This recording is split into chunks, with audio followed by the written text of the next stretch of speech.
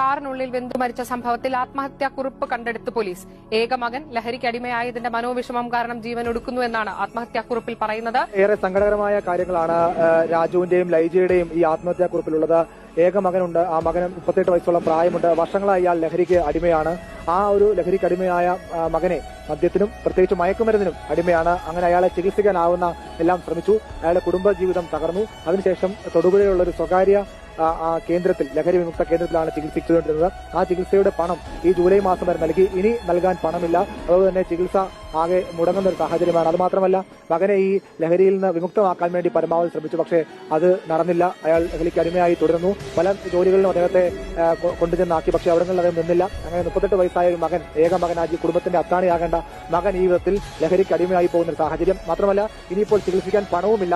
അതുകൊണ്ട് പോലീസും സർക്കാരും ഒക്കെ ഇടപെട്ട് തുടർ ചികിത്സ നൽകണമെന്നാണ് ഈ ആത്മഹത്യാക്കുറിപ്പിൽ ദമ്പതികൾ എഴുതി വെച്ചിരിക്കുന്നത്. മാത്രമല്ല,